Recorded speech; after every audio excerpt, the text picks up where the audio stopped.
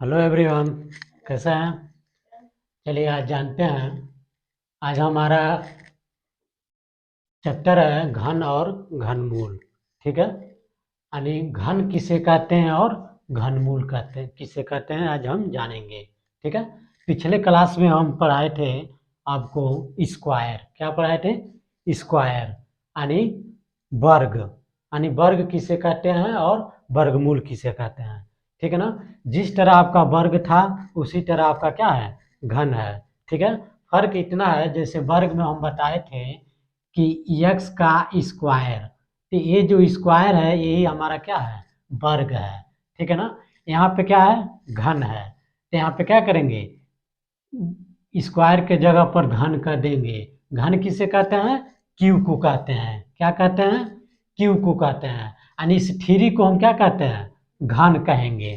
ठीक है ना? वहाँ पे स्क्वायर में क्या था, यहाँ पे टू था, तो क्या था, स्क्वायर था, वर्ग था। यहाँ पे क्या हो जाएगा, थ्री हो जाएगा, तो क्या हो जाएगा, घन हो जाएगा। ठीक है ना? वहाँ पे हम बताए थे एक्स का मान कुछ भी लेंगे, ठीक है, तो यहाँ पे स्क्वायर रहेगा तो क्या करेंगे, स्क्वायर के नियम से गुणा करेंगे।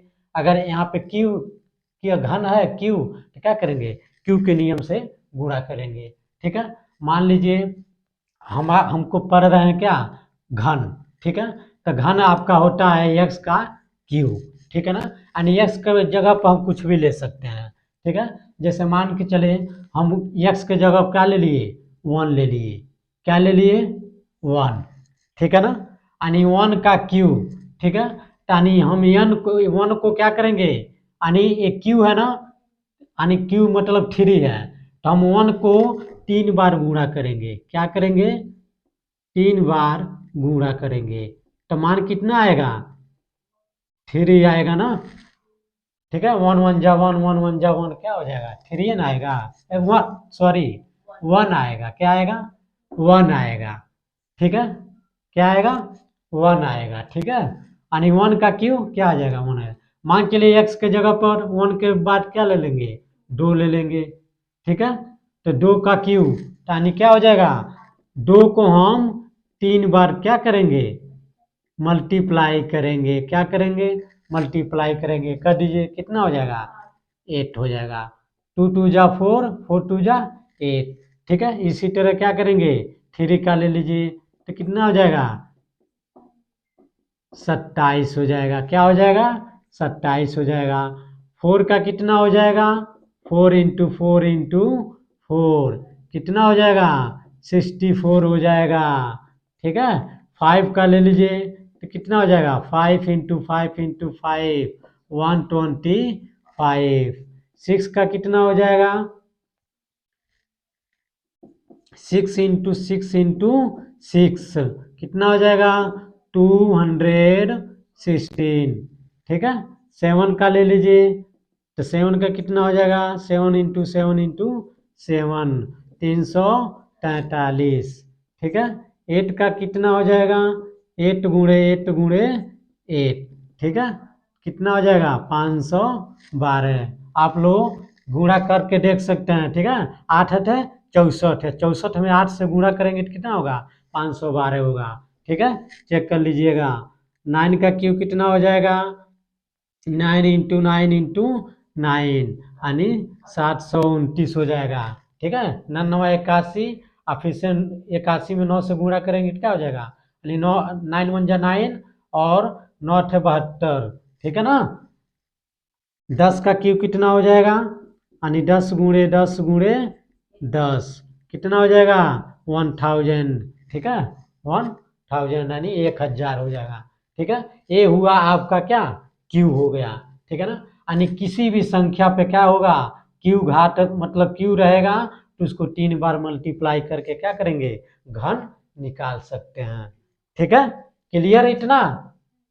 चलिए, अब इसके बाद हम जानते हैं, इसको आप और बढ़ा सकते हैं, यानी जितना मान, यानी एक्स के जगह पर जितना मान आएगा। ठीक है, जैसे मान के चलिए यहाँ 10 हो गया, 11 का भी आ सकता है, 12 का भी आ सकता है। ठीक है, 1 से लेके 100 तक, और 100 से लेके जितना भी मान आएगा, अगर उसके ऊपर क्या है, क्यू है, तो उसको क्या करेंगे, इसी तरह 3 बार मल्टीप्लाई करके उसका घन हम निकाल सकते हैं। ठीक है ना? हम 10 तक आप लोग को निकाल के दिखा दिए हैं। आप लोग इसके आगे 1 से लेकर 100 तक और 100 से आगे भी अगर आपके एग्जाम में कहीं भी आ रहा है, ठीक है, उसको क्या करेंगे, इसी नियम से 3 बार गुणा करके उसका क्यूब आप घन निकाल सकते हैं। ठीक है, क्लियर। चलिए नेक्स्ट हम जानते हैं घनमूल किसे कहते हैं। ठीक है, घनमूल किसे कहते हैं। ठीक है, यानी क्यूब रूट। ठीक है, क्यूब रूट किसे कहते हैं। ठीक है, किसी संख्या ए का घनमूल, यानी एक ये हो जाएगा आपका किसी संख्या ए का घनमूल बी होगा। क्या होगा, यानी किसी संख्या ए का घनमूल बी होगा। ठीक है, घनमूल किसे कहते हैं। ठीक है, क्यूब रूट किसे कहते हैं, किसी संख्या ए का घनमूल बी होगा यदि क्या, इफ यदि क्या, मान के चलिए ए इजकल टू क्या, बी क्यू। ठीक है ना, ए इजकल टू क्या, बी क्यू, यानी किसी संख्या ए का घनमूल क्या है, बी होगा। तो बी क्या है, घन है कि नहीं है। ठीक है, यानी ए का घनमूल क्या होगा, बी होगा। इसको हम कैसे लिख सकते हैं। ठीक है, इधर कर दीजिए, तो आपका हो जाएगा क्या, अंडर रूट में ए। ठीक है, और यहाँ पे आ जाएगा 3, यहाँ पे आ जाएगा बी। ठीक है ना, समझ रहे बात को। ये आपका हो गया फार्मूला। ठीक है, घनमूल निकालने का ये फार्मूला हो गया। ठीक है ना, जैसे मान के लिए किसी संख्या ए का घनमूल बी होगा, ए इजकल टू बी क्यू, तो क्या करेंगे, इसे इधर करेंगे तो क्या हो जाएगा, अंडर रूट में ए और क्या हो जाएगा क्यू बराबर बी। ठीक है, इस क्यू का मतलब ये है कि एक जगह पर कोई भी मान रहेगा उसको 3 मरतबे गुणा करके क्या होता है, बाहर निकालना होता है। 3 बार गुणा करके क्या होता है, बाहर निकालना होता है। ठीक है ना, यानी एक जगह पर कोई भी मान का उसको 3 बार गुणा करके क्या करते हैं, बाहर निकाल देते हैं, तो हमारा क्या निकल जाता है, घनमूल निकल जाता है। ठीक है, क्लियर। यानी ए का मान जो भी है उसको 3 बार गुणा करके इस अंडर रूट से क्या करते हैं, बाहर कर देते हैं, वही हमारा क्या होता है, घनमूल होता है। ठीक है, जैसे मान के लिए एग्जाम्पल आपका है, ले लीजिए कोई भी मान ले लीजिए, मान के चलिए 8 ले लिए। ठीक है, क्या ले लिए, 8 ले लिए, तो एक जगह क्या लिए, 8 लिए ना। ठीक है, अब क्या निकालना है, बी का मान निकालना है। तो अब यहाँ पे बी का मान कितना होगा, बी का मान क्या होगा, यानी हम ऐसे भी कर सकते हैं 2 दूना 4 दूना 8, क्या करते हैं यहाँ निकाल सकते हैं।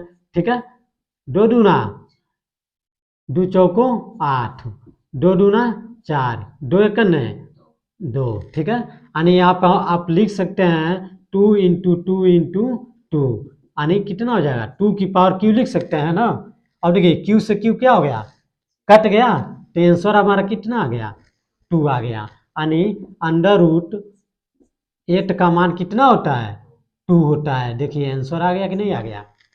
ठीक है ना, यहाँ पे भी देख लिए 2 का क्यू कितना है, 8 है ना, यानी 8 का घनमूल कितना, 2। यहाँ पे देखिए 2 का क्यू 8, तो 8 का घनमूल कितना, 2।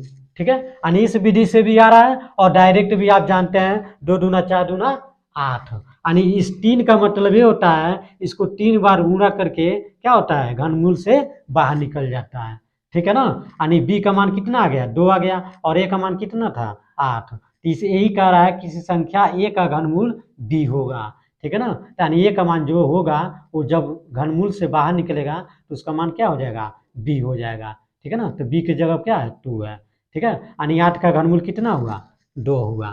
ठीक है, क्लियर। मान के चलिए कोई और एग्जाम्पल ले लीजिए। ठीक है, 3 अंडर रूट 27।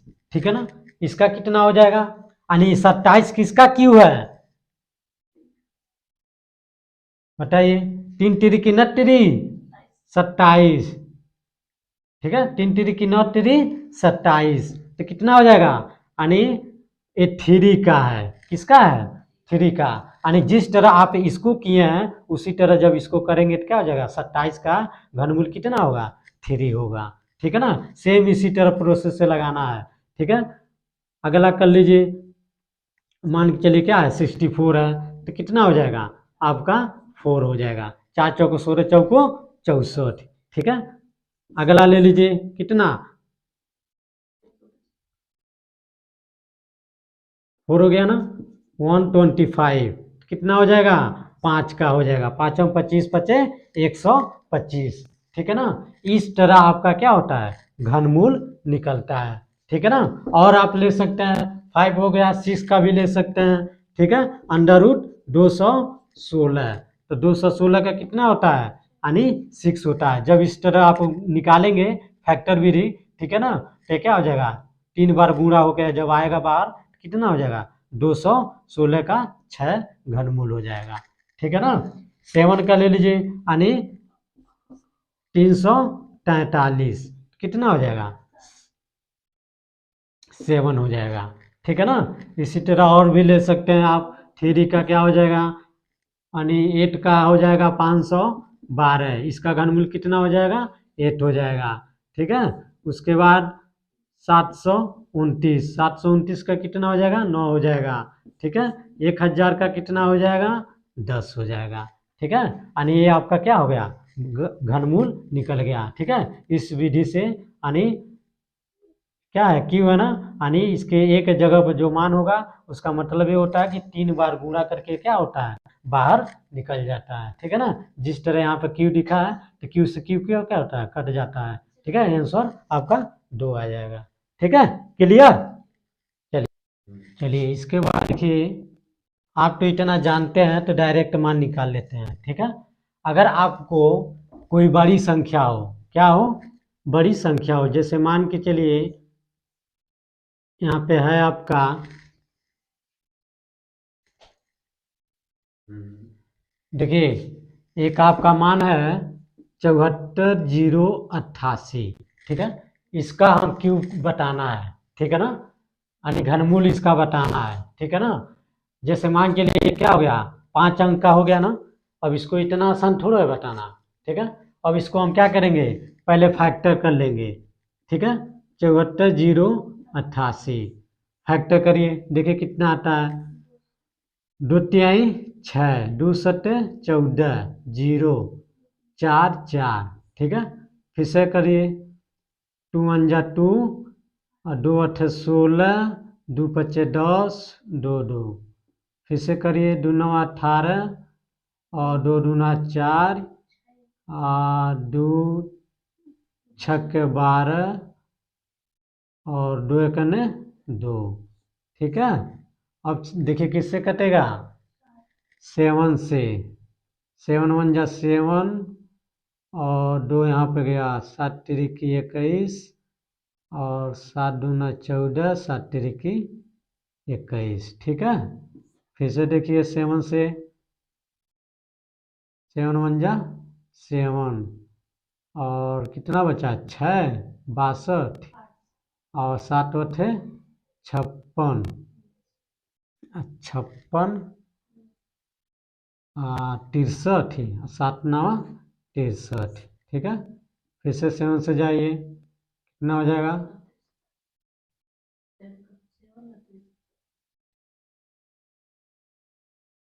7 दूना 14, ठीक है। और 18 है ना 7 7 49।